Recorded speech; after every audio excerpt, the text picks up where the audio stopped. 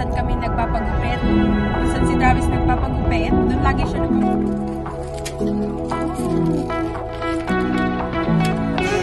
Hello!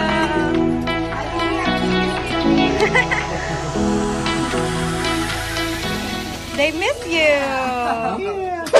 Hello everyone! Welcome back sa aming channel. Ngayon, pupunta kami ng vintage salon kung saan magpapagupit si Travis. Magpapagupit. Kasama namin si Kinsley. Hi Kinsley!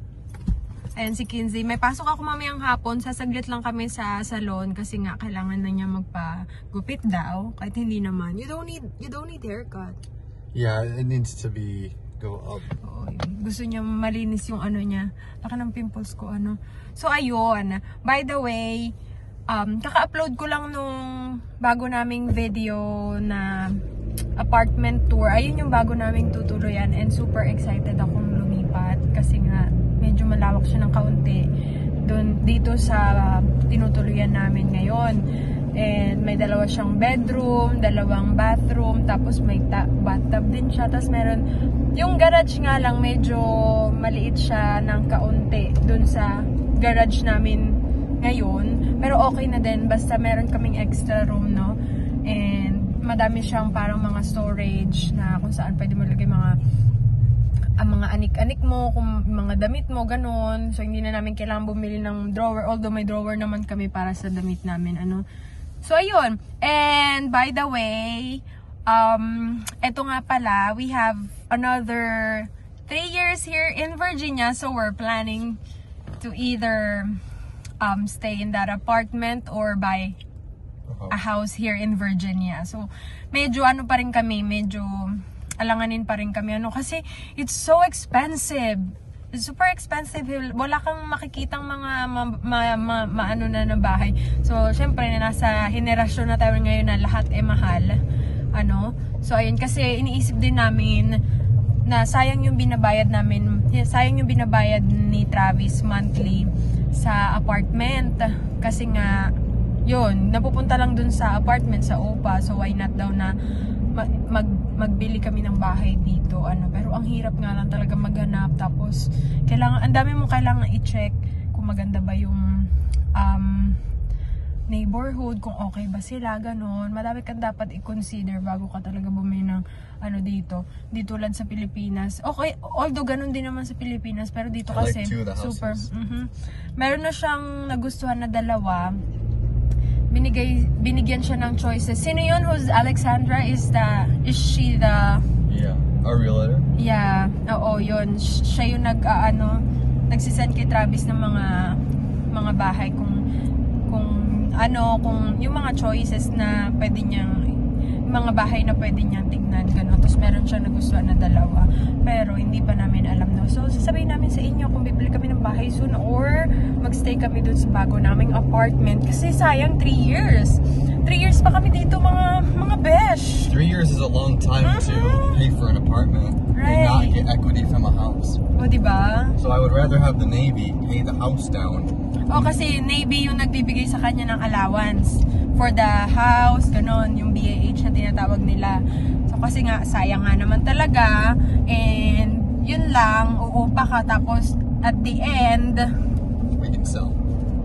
No, I mean, if you're renting a house, you keep paying for the rent every month, and then at the end, you don't get anything. Yeah, ayun lang din yung kino-consider niya, na yung maganda lang din kapag nag-rent ka ng apartment, wala kang problemahin kapag merong maintenance, they will fix it for you if anything's broken, mga ganon, sila yung mag-fix. Pero kapag may bahay ka na madami ding expenses, there's a lot of expenses because that's your own house, diba? Right. So you gotta fix it. But I'm pretty handy. I think I can. Oo, magaling si Travis mag-anik-anik, yung magkumpuni, Pero yun nga, nag-iisip pa rin kami, Pabalitaan namin kayo next time, kapag nakapag-desisyon na kami. Pero for now, we're moving to our new apartment. Until we find something else.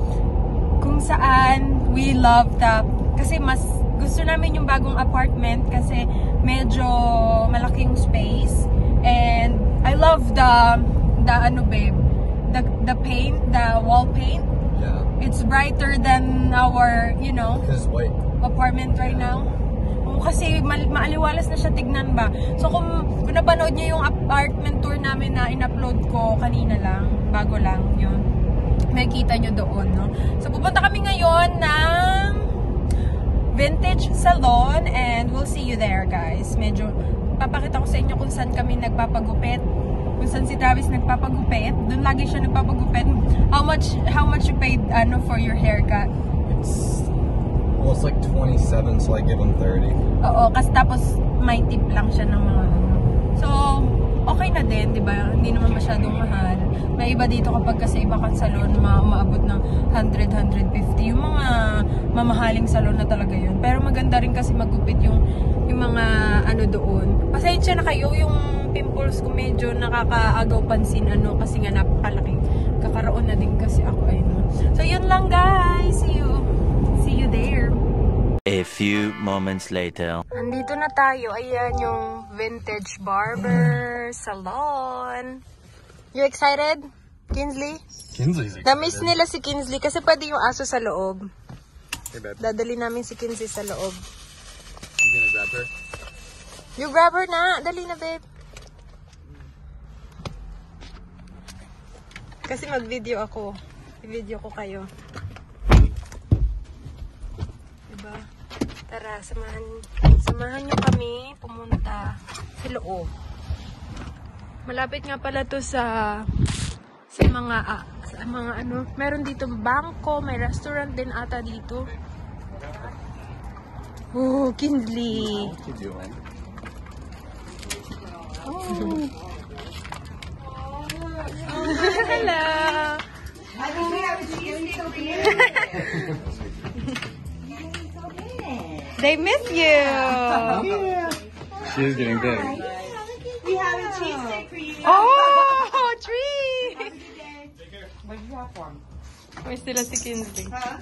It's in the fridge for you. Aww. So sweet. Yeah. Ayun na nga. Ayan na ang gupit ni Mister. Pauwi na kami. Diba? Bagong gupit.